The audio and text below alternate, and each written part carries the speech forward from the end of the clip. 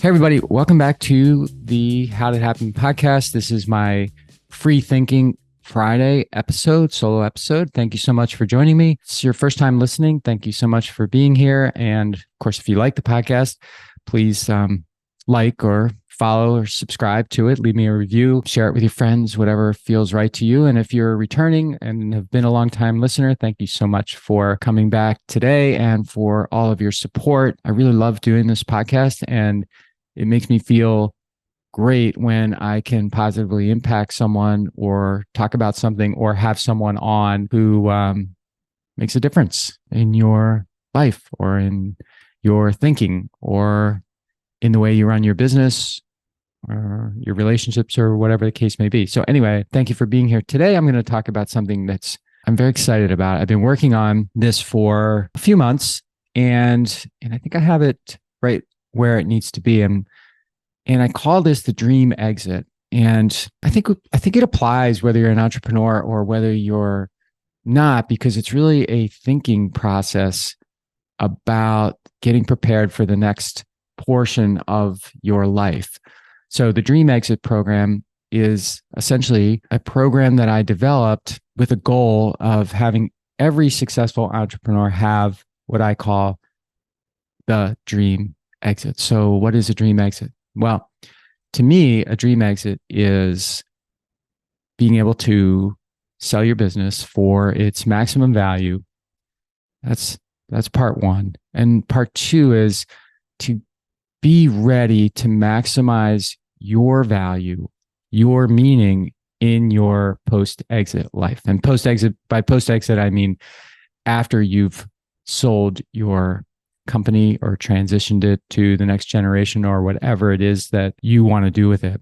And so why is this necessary? Why am I doing it? Well, to me, and does this apply if you're not interested in selling? So I'm going to address those things. So to me, the greatest responsibility of every successful entrepreneur is to get your business and yourself dream exit ready as early as possible, to lock in your best chance to achieve the dream exit you've earned and deserve.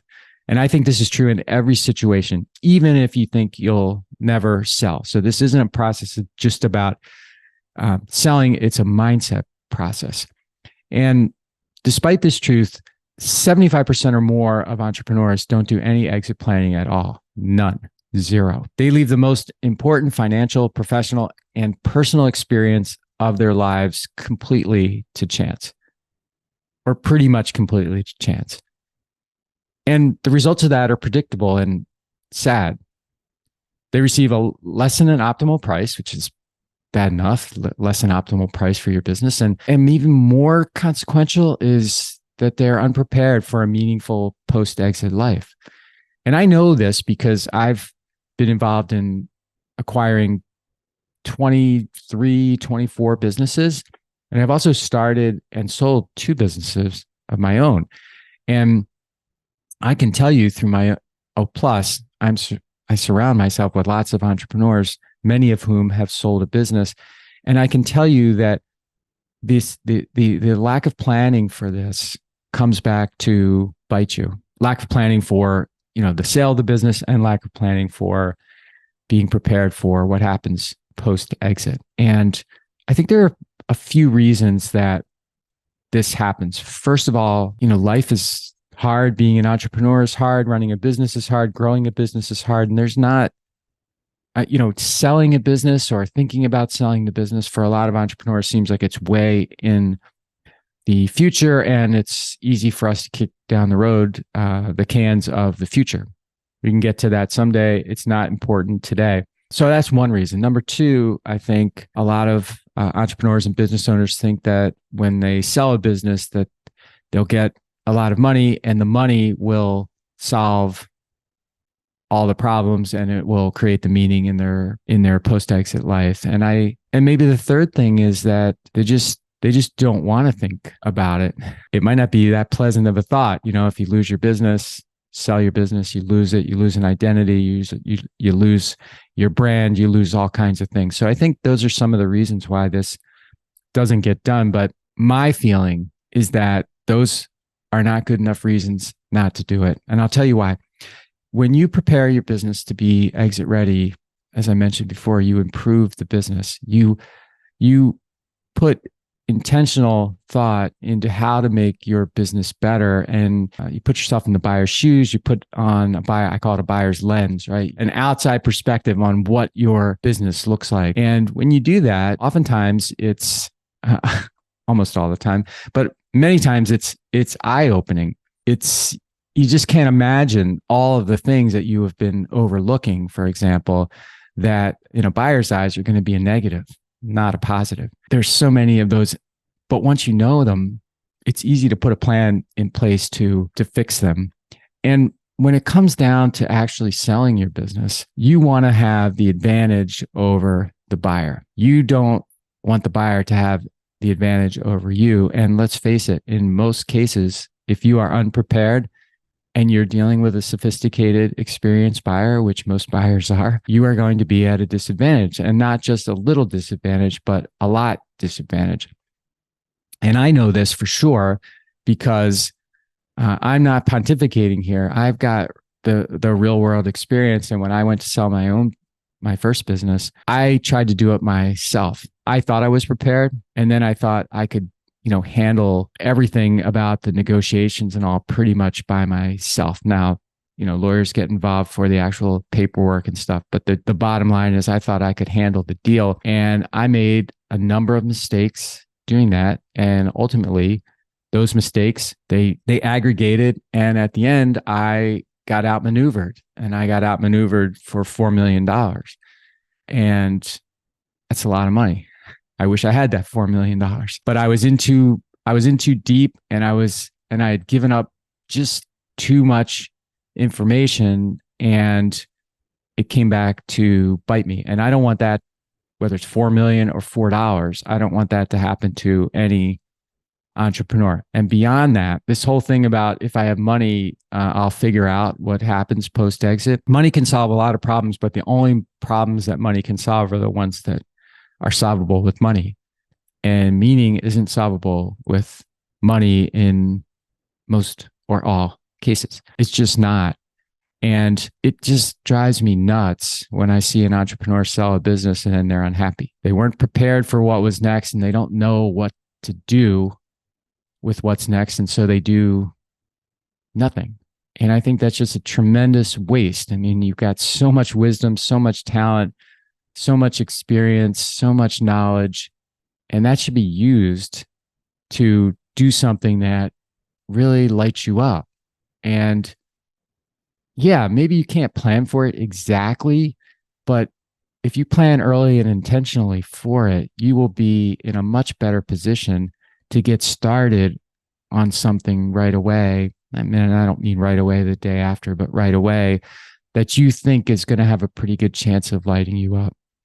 Trying to find that just sort of as it happens, I haven't seen that work very much. It certainly hasn't worked for me, and I haven't seen it work for a lot of the entrepreneurs that I know who have been in a similar situation. So the answer to that is a dream exit playbook. And my mission is to make sure that every successful entrepreneur has the dream exit that they deserve.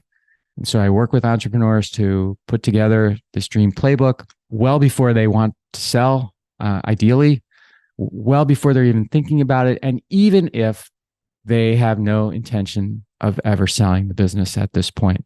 And that's because I think that the exercise of putting the playbook together has tremendous value, certainly has tremendous value if you do intend to sell the business at some point. I mean, like multiple more value you can create in the business as a result. And even if you don't, you are creating more value in the business that you're going to keep. And why would you not want to do that? So anyway, that's my little primer on the dream exit. I know it's sort of, niched, funneled into entrepreneurs. But as I said at the beginning, I think the idea of a playbook for a dream exit in your life is pretty powerful, even if you are not currently an entrepreneur, you don't have any desire to be an entrepreneur. It's still a great exercise to go through to think about the what's next for all of us. It's inevitable to have a what's next. And I want to see the world and you continue to be lit up by the experience, wisdom, talent, and everything else that you have to offer instead of it just being put on the sidelines. So thanks for indulging me today. If you want to find out more about the Dream Exit, you can go to my website, mikemalatesta.com, or you can send me an email through the website or send me a note through the podcast app or whatever is LinkedIn, whatever is the best way for you to connect with me. I focus on companies with successful entrepreneurs, with companies have an annual revenue between 5 million and 100 million, and who realize that they have one chance to get their dream exit right. And the odds of maximizing and realizing that by themselves all alone or at the last minute are definitely stacked against them. So if you want to learn more about the dream exit, contact me and we will talk. So until next time, please, everyone is listening, maximize the greatness that's inside of you and own your future.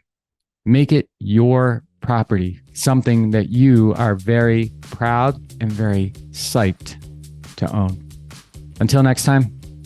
Hey everybody, thanks for listening to the show. And before you go, I just have 3 requests for you. 1, if you like what I'm doing, please consider subscribing or following the podcast on whatever podcast platform you prefer. If you're really into it, leave me a review, write something nice about me, give me 5 stars or whatever you feel is most appropriate. Number 2, I've got a book. It's called Ownershift: How Getting Selfish Got Me Unstuck. It's an Amazon bestseller. And I'd love for you to read it or listen to it on Audible or wherever else, Barnes & Noble, Amazon. You can get it everywhere. If you're looking for inspiration that will help you unlock your greatness and potential, order or download it today so that you can have your very own copy. And if you get it, please let me know what you think. Number 3, my newsletter. I do a newsletter every Thursday and I talk about things that are interesting to me or I give more information about the podcast and the podcast guests that I've had and the experiences that I've had with them. You can sign up for the podcast today at my website, which is my name, mikemalatesta.com. You do that right now, put in your email address, and you'll get the very next issue. The newsletter is short, thoughtful, and designed to inspire, activate, and maximize the greatness in you.